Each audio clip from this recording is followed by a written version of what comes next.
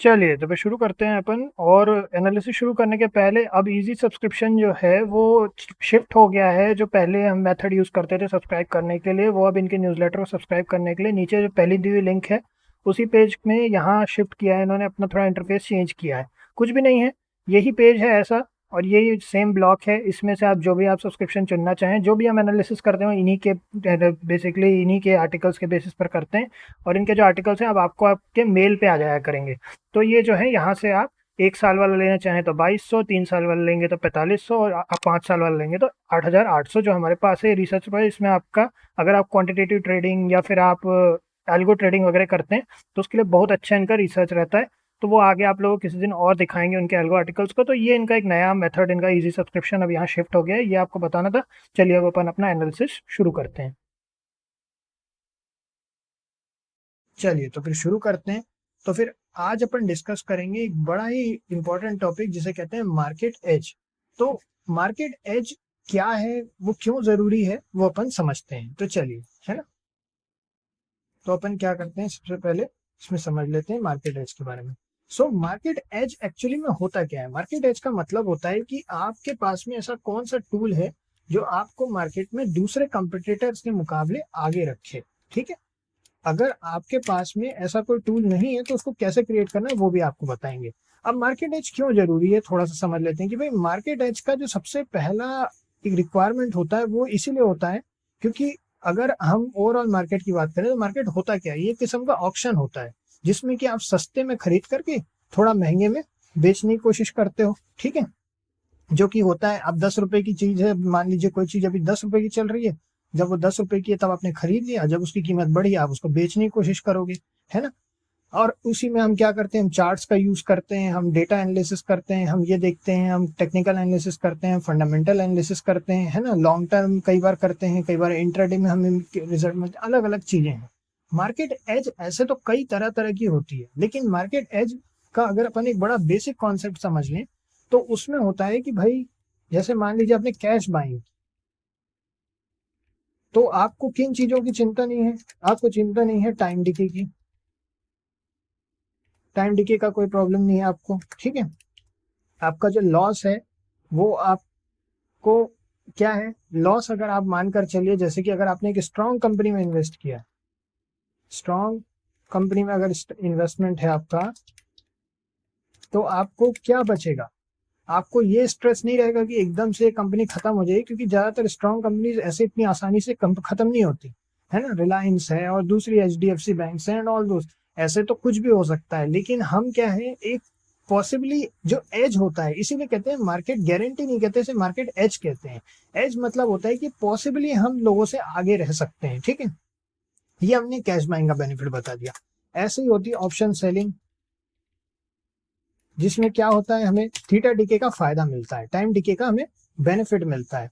तो इसमें time DK is good, है ना। तो मार्केट की जो 3 पोजीशंस होती हैं जिसमें कि अप ट्रेंड, हमें पता है कि मार्केट 3 तरीके से काम करता है, up trend, down trend and sideways, है ना। ज्यादातर लोगों को इसके बारे में पता है कि मार्केट 3 तरीके से काम करता है। इससे यहाँ पे जैसे आप अगर हमारे कर्सर को देखें तो ये है अप ट्रेंड, यहाँ से जो आया है यहाँ नीचे की तरफ आया ये है डाउन ट्रेंड, और ये जो एरिया आपको दिख रहा है ये है कंसोलिडेशन एरिया। ठीक है। अगर हम थोड़ा जूम इन कर दें तो ये जो एरिया आपको दिख रहा है कंसोलिडेशन एरिया है। यहाँ पे मार्केट की प्राइस जो है एक जगह से दूसरी जगह ज्यादा ट्रेवल नहीं कर रही है, बस वहीं वहीं उसी रेंज में घूम गई, तो रेंज बाउंड हो गया, तो कंसोलिडेशन हो गया। ठीक है। अब ये क्यों होती है, ये सारी चीजें अपन आगे और डिटेल में अच्छे से डिस्कस करेंगे, प्राइस डिस्कवरी को भी डिस्कस करेंगे, मार्केट में कैसे मार्केट बेसिकली मैनिपुलेशंस होते हैं, ये कहना चाहिए कि मार्केट मेकर्स किस तरीके से प्राइसेस को मूव करवाते हैं। ठीक है। और वो लोग क्या देखते हैं, सारी चीजें अपन डिस्कस करेंगे। प्राइस को कैसे डिफाइन किया जाता है, इंट्रिंसिक वैल्यू क्या होती है, मार्केट वैल्यू होती है, सब कुछ अपन डिस्कस करेंगे आगे, है ना। अभी लेकिन आज अपने लिए मार्केट एज को समझना बहुत जरूरी है। ये एक ऐसा टॉपिक है जिसने हमारी ट्रेडिंग की जर्नी को पूरी तरह बदल दिया, क्योंकि फिर वो जो गलतियां जो पहले होती थी वो होनी बंद हो जाएंगी। जैसे आप ये समझेंगे, आपको क्या है, किसी भी तरीके से मार्केट एज अचीव करना है। अब जैसे कि ऑप्शन बाइंग है, क्यों ऑप्शन बाइंग को सबसे ज्यादा रिस्की बोला जाता है, क्योंकि ऑप्शन बाइंग में आपके पास में ज्यादातर मार्केट एज कुछ होता नहीं है, बट ये है कि आपका जो रिस्क रिवॉर्ड रेशियो है वो अच्छा रहता है। अगर आपको ट्रेड करना आता है तो रिस्क टू रिवॉर्ड रेशियो अच्छा होगा आपका, है ना। क्योंकि आपका लिमिटेड रिस्क है और उसके ऊपर आपको प्रॉफिट अनलिमिटेड हो सकता है थ्योरेटिकली, है ना। Risk reward ratio equals to good, ठीक। मगर क्या है, आपकी विन प्रोबेबिलिटी काफी लो हो जाती है।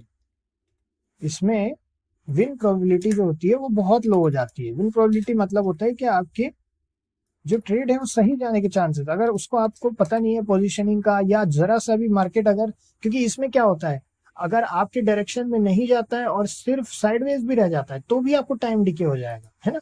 तो ये चीजें हैं। तो इस तरीके से मार्केट एज जो होती है सबसे कम होती है वो होती है ऑप्शन बाय में। सिर्फ रिस्क रिवॉर्ड रेशियो जो होता है वही एक अच्छा होता है। ऑप्शन सेलिंग में आपको थोड़ा सा रिस्क ज्यादा होता है ना, उसमें ऑल्दो अनलिमिटेड रिस्क की बात कही जाती है लेकिन एसएल के साथ उसको कंट्रोल किया जा सकता है। फिर आ जाता है कैश बाइंग। कैश बाइंग हमारे ओपिनियन में अगर सही तरीके से किया जाए, अगर आपको पता है कैसे स्टॉक सिलेक्शन करना है और अच्छी कंपनियों में आप इन्वेस्ट कर रहे हैं, आपको पता है कंपनी अच्छी है ना, तो अगर मान लीजिए कि 1-2 दिन, 4 दिन, 5 दिन, कई बार होता है हफ्ता 2 हफ्ता भी आपकी डायरेक्शन नहीं जाएगा, इवेंचुअली एक समय के बाद वो आपके डायरेक्शन में जाएगा वो स्टॉक। क्यों? क्योंकि उसको उस प्राइस तक पहुंचना है जो प्राइस उसकी एक्चुअली प्राइस है, जो इंट्रिंसिक वैल्यू से मैच करती है उस प्राइस, उस स्टॉक की, ठीक है। कंपनी आगे बढ़ेगी, अपने आप प्राइसेस बढ़ेंगी, तो आपको कैश बाइंग में थोड़ा और बेनिफिट मिल जाता है। फिर उसमें एक तरह का और एज होता है जिसको अपन बोलते हैं स्टडी, ठीक है, मार्केट स्टडी जिसको अपन बोलते हैं, मार्केट स्टडी एंड एक्सपीरियंस, जो कि अपनी बात से, वर्ड से ही क्लियर है कि भाई अगर आप मार्केट स्टडी अगर आप कर रहे हैं और एक्सपीरियंसड हैं तो आप में एक जो माइंडसेट होगा ना आपका, वो बड़ा ही मतलब अच्छा माइंडसेट रहेगा कि भाई हमारी जो मार्केट की पढ़ाई है वो ऐसी चलनी चाहिए कि हमें पता है कि भाई हम क्यों इन्वेस्ट कर रहे हैं, ठीक है। और इस चीज को समझने के लिए बहुत अच्छा तरीका है कि भाई आपको आपका टेम्परामेंट पता होना चाहिए। हमने पिछले कुछ समय में 2 से 3 बुक्स जो है हमने जो स्टडी की है, हमने अभी अपन ने 2 बुक्स का रिव्यू किया था। उन बुक्स में एक बात आई थी कि आपको आपका साइकोलॉजी को समझना बहुत जरूरी है, तो उसके लिए मार्केट स्टडी एंड एक्सपीरियंस आपके लिए बहुत काम आएगा। तो हमारा स्ट्रॉन्ग सजेशन रहेगा, अगर आपका रिस्क रिवॉर्ड रेशियो और स्टॉप लॉस वगैरह अभी आपके सही तरीके से नहीं है तो सबसे पहले तो इन दोनों से दूर रहिए, डेरिवेटिव्स से, ठीक है। अभी आप सिर्फ कैश बाइंग पर ध्यान दीजिए और कैश बाइंग को आराम से कीजिए जब आपको पता है कि आप लॉस जितना लेना है उतना फिक्स हो आपका, और आपको मार्केट डायरेक्शन प्रिडिक्ट करने का या एटलीस्ट एनालाइज करके समझना आ जाए। अभी खैर ये सारी चीजें लाइव मार्केट में आपके साथ करके देखेंगे अपन, ठीक है, करके भी दिखाएंगे कि कैसे एनालिसिस किए का क्या पोजीशन बनाए।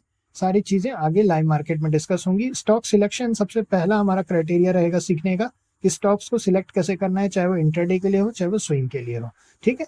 अभी मार्केट एज को आपको ये 3 तरह की मार्केट एज आज हमने आपको बता दी कि भाई कैश बाइंग में आपको टाइम डिके नहीं होगा, है ना, नो टाइम डिके, है ना। फिर यहाँ स्ट्रॉन्ग कंपनी में इन्वेस्ट कीजिए, आपको कोई टेंशन और कम स्ट्रेस रहेगा, है ना। और राइट प्राइस बहुत जरूरी है इसमें, राइट प्राइस एक बहुत बड़ा फैक्टर है इसमें, ठीक है। मतलब कि आपको कोई किसी भी प्राइस पे नहीं खरीदना है, आपको देखना है कि मार्केट अभी जो स्टॉक है वो अंडर वैल्यूड हो। फिर ऑप्शन सेलिंग है, ऑप्शन सेलिंग थोड़ा और सेफ रहता है, मतलब safe in comparison to option buying. सबसे अच्छा हमारे ओपिनियन में कैश बाइंग है, थोड़ा सा महंगा है शुरू में, इसलिए आप सस्ते स्टॉक्स पे ध्यान दीजिए, बहुत ज्यादा सस्ते में भी मत जाइए। उसके लिए जो स्ट्रॉन्ग कंपनी वाला पॉइंट है उसका आपको ध्यान रखना है। और ये बहुत लेंदी टॉपिक है, हम काफी देर इस पे अपन डिस्कशन कर सकते हैं। अभी के लिए मार्केट एज इतना ही है, फिर साथ ही साथ में जब अपन लाइव ट्रेड्स करेंगे, जब अपन साथ में एनालिसिस करेंगे तो आपको और भी नई चीजें पता चलेंगी, मार्केट एज कैसे लेना है, कॉम्पिटेटिव एज कैसे लेना है दूसरे ट्रेडर्स के मुकाबले, ठीक है। चलिए इतना ही है अभी के लिए, ओके।